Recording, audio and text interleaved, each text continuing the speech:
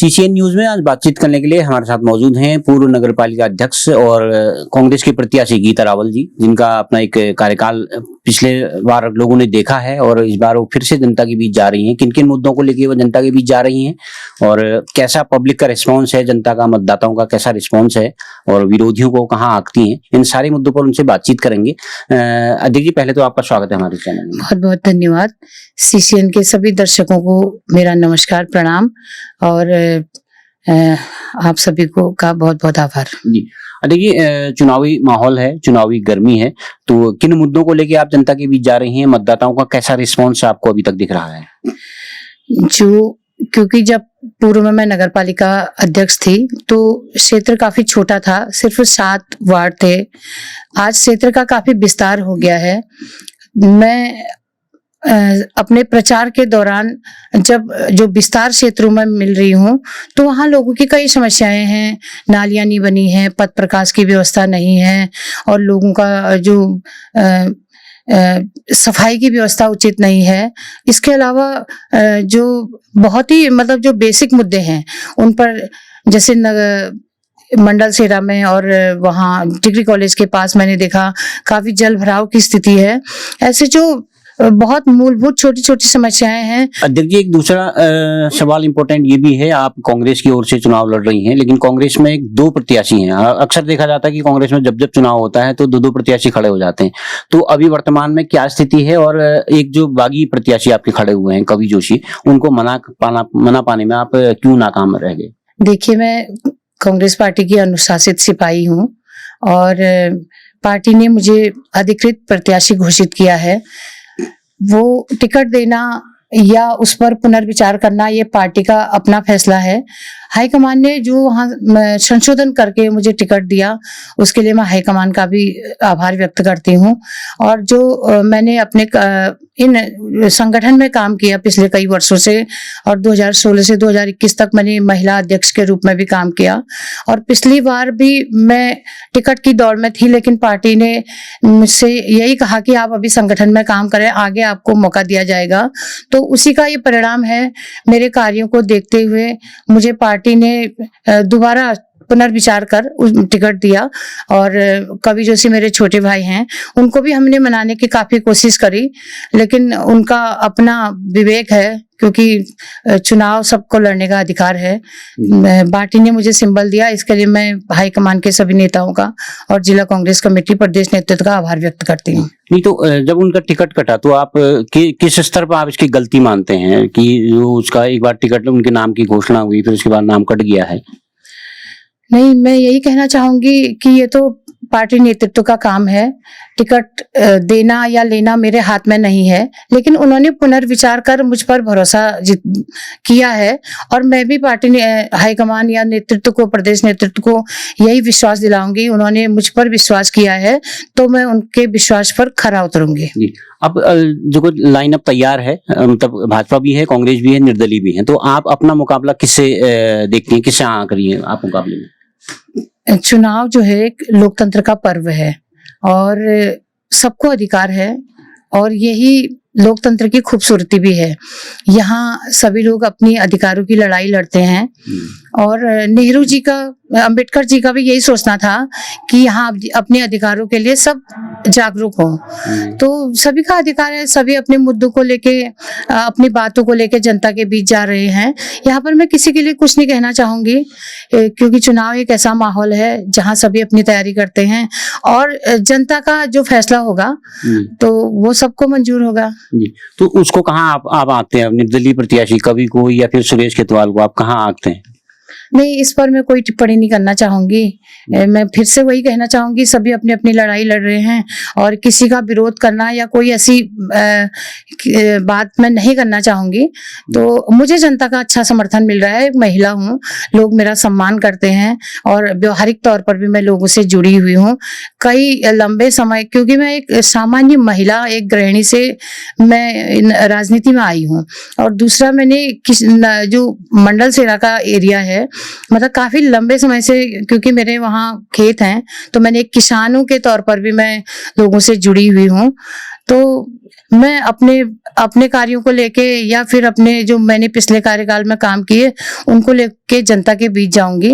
और मैं ऐसा किसी की बुराई या मुझे ऐसा कोई भी बात नहीं करनी है, सबका अधिकार है, सब अपने अधिकारों की लड़ाई लड़ रहे हैं। देखिए, जब आपका पिछला कार्यकाल जब समाप्त हुआ तो आपने तो बड़े उपलब्धिपूर्ण कार्यकाल उसको बताया था, लेकिन जब सुरेश खेतवाल जी ने उसमें चार्ज लिया उस वक्त तो उन्होंने एक आरोप लगाया कि खजाना खाली था, पालिका बहुत सारे कर्ज में डूबी थी, उसकी रैंकिंग भी बहुत नीचे थी, मैं उसको ऊपर लाया हूँ। तो क्या है सच्चाई, मतलब ऐसा क्या कर दिया आपने कि जो खजाना भी खाली कर दिया और अपने कर्ज में भी पालिका को डुबो दिया और रैंकिंग भी डाउन करा दी? क्या ऐसा क्या आरोप है? देखिए, मैं स्पष्ट कर देना चाहती हूँ, विकास और सौंदर्यीकरण में फर्क होता है। विकास एक ऐसी प्रक्रिया है, मैं कांग्रेस की अध्यक्ष थी, कांग्रेस पार्टी ने मुझे टिकट दिया था तो मैंने भी विकास किया। उसके बाद सुरेश खेतवाल जी आए, उनका भी अपना तरीका था काम करने का। लेकिन विकास जो है एक सतत प्रक्रिया है, कोई अपने घर से तो नहीं कर रहा है विकास, सरकारें पैसे देती हैं, चाहे वो कांग्रेस की सरकार हो, भाजपा की सरकार हो, विकास निरंतर चलते रहता है। विकास वो होता है सही मायनों में जो वार्ड के, गांव के अंतिम व्यक्ति तक जिसका लाभ पहुंचे, चाहे वो सरकार की योजनाएं हो, चाहे वो हम लोगों के लिए किस तरह जो उनके बेसिक मुद्दे हैं, नालियां हो गई, सड़कें हो गई, पेयजल की व्यवस्था हो गई, जो हम नगर पालिका स्तर से कर सकते हैं, जिसका अंतिम व्यक्ति तक हम फायदा नहीं पहुंचा सकते हैं, उसे विकास कहते हैं। और एक चीजों को दोबारा कर देना, मैं इसको विकास नहीं कहूंगी, ये एक मेकअप करना होता है। जिस तरह मेकअप किया जाता है चीजों का, एक बार टाइल बनी फिर दोबारा लगी, यही चीजें हुई, बार बार यही चीजें होते हैं, ये विकास न होते हुए मेकअप है। पिछले 5 सालों में विकास के नाम पर मेकअप करने का कार्य हुआ है और मुझे लगता नहीं है कि इसे हम विकास कहेंगे। नहीं, जो आरोप है कि खजाना खाली था, कर्ज में डूबी थी पालिका, बहुत सारा कर्ज देना था पालिका का, ऐसा बताते हैं।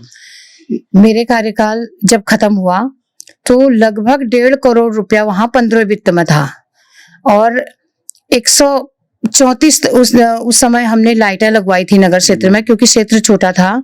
उसके अलावा जो उत्तरायणी मेला हुआ था उसमें हमने बहुत अच्छा कार्य किया था और ऐसा कुछ भी नहीं था। ये बातें हैं कहने के लिए।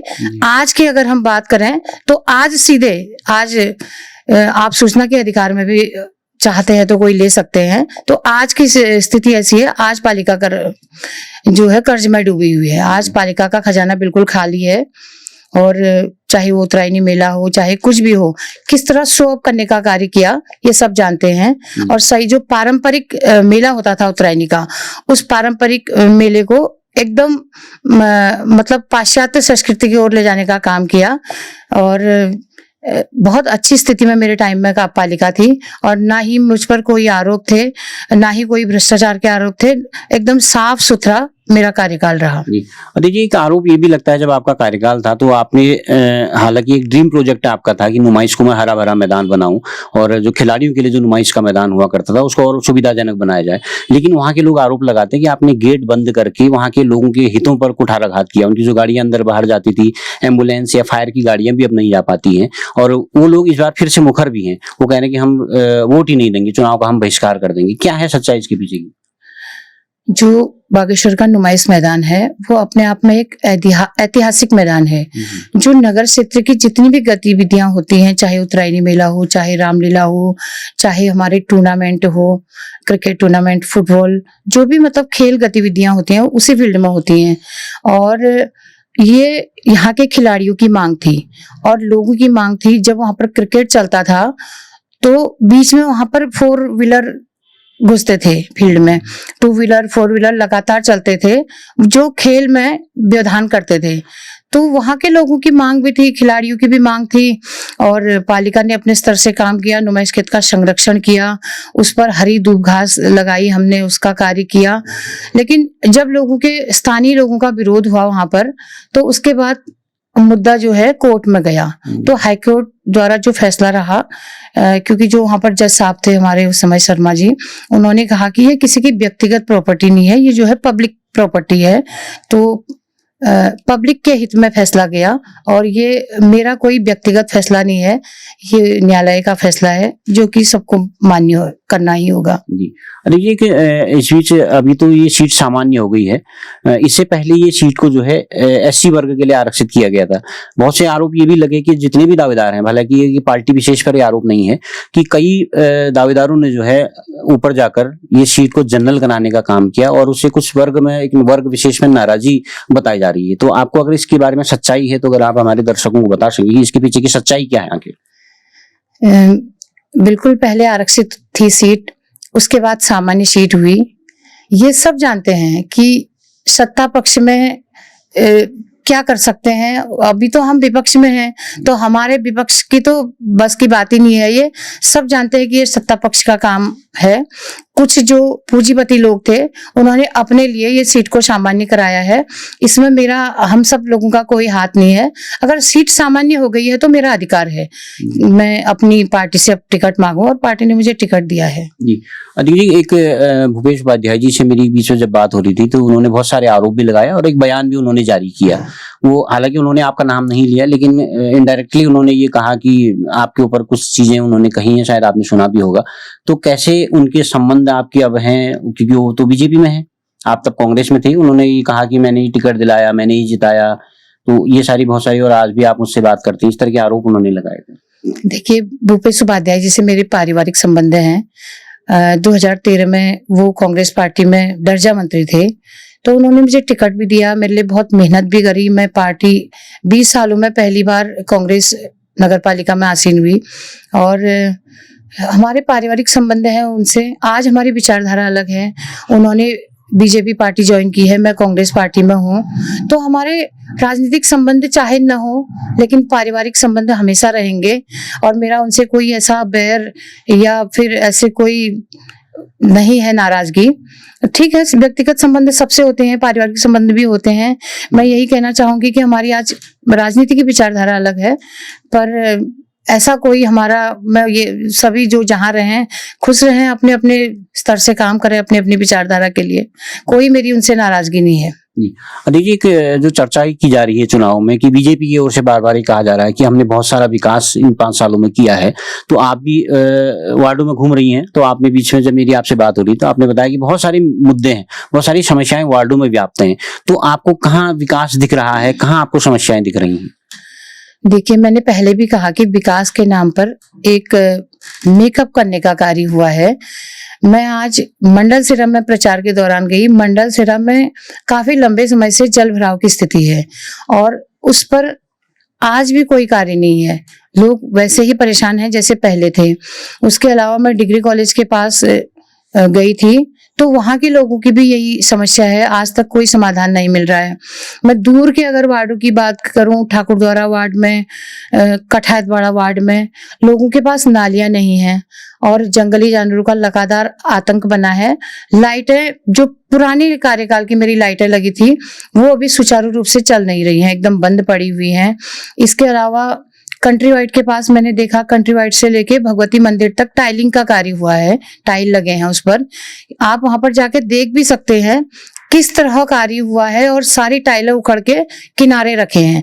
और कई वहां के लोगों का कहना है कि कितने लोग इस पर चलकर चोटिल हो गए हैं। मतलब मैं तो यही कहना चाहती हूँ कि अगर वार्ड में कोई कार्य होता है तो वो वहां के लोगों के अनुरूप होना चाहिए, न कि सौंदर्यीकरण को ध्यान देते हुए।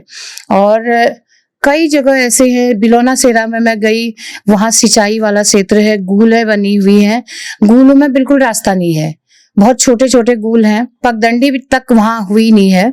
कुछ भी विकास नहीं हुआ है। विकास के नाम पर मतलब वही है कि हमने विकास किया, जो पुरानी चीजें हैं वही बार बार रिपीट हो रही हैं, लेकिन जहां लोगों को जरूरत है वहां कोई कार्य नहीं हुआ है। और जो सरकार की योजनाएं हैं, प्रधानमंत्री आवास योजना, स्वच्छ भारत मिशन के अंतर्गत लोगों को शौचालय मिलने थे, उनका लाभ उन व्यक्तियों को नहीं मिला है जो लाभार्थी हैं, और जिनको मिला भी है तो उनकी किस्तें भी आधी अधूरी हैं और मकानों का कार्य अभी पूर्ण नहीं है। तो क्या मतलब आप कैसे आंक सकते हैं कि हमने बहुत ज्यादा विकास किया है? तो आपने सिर्फ एक सीमित क्षेत्र को केंद्र मान के वहां पर विकास किया है, और उसी का आप भाजपा दावा करती है कि हमने विकास किया है। जी देखिए, जब सुरेश खेतवाल जी ने चुनाव लड़ा था, वो बेसिकली थे तो कांग्रेस से, बागी बन के चुनाव लड़े थे और जीते भी थे। तो उसके बाद बताया जा रहा था कि वो कांग्रेस में वापसी करना चाह रहे हैं। तो एक आरोप ये लगा था कि गीता रावल रेखा खेतवाल और सुरेश खेतवाल को रोक रही हैं। ये आरोप पहले भी कई बार लगा है, हालांकि मैंने पहले भी आपसे पूछा है। तो क्या इसकी सच्चाई है, क्यों आप उनको कांग्रेस में आने से रोकना चाह रहे थे? नहीं, बिल्कुल भी गलत सवाल है। मैंने कभी किसी को रोका नहीं, और हमसे इस विषय में कभी बात भी नहीं आई कि वो लोग आना चाहते हैं, क्योंकि पार्टी का कुनबा बढ़ाना तो हम सबका कर्तव्य है। अगर हमारी पार्टी में लोग जुड़ेंगे, हमारा परिवार बढ़ेगा। और कहीं ऐसी पर बात भी नहीं आई, कोई चर्चा नहीं आई, अफवाहें आ रही होंगी। सुरेश खेतवाल जी तो आप जानते हैं कि उनका क्या अपना उद्देश्य रहता है, ये सब जानते हैं। तो वो अपने हिसाब से उन्होंने काम किया, और मेरा इसमें कोई हाथ नहीं है। जी, तो देखिए, एक आखिरी सवाल आपसे कि अब ओवरऑल आपको परसेप्शन कैसा नजर आ रहा है? क्या आपकी जीत होगी या कैसे होगी? क्या कहना चाहेंगे आप? मैं प्रचार के दौरान लोगों में देख रही हूँ, मुझे बहुत अच्छा जनता का सपोर्ट मिल रहा है, हर वर्ग का मुझे समर्थन मिल रहा है। विशेष तौर पर महिलाओं का बहुत अच्छा समर्थन मुझे मिल रहा है। पार्टी ने मुझे सम्मान के रूप में टिकट दिया है, महिला होने के नाते मुझे टिकट दिया है, और मेरे कार्यों को देखते हुए टिकट दिया है।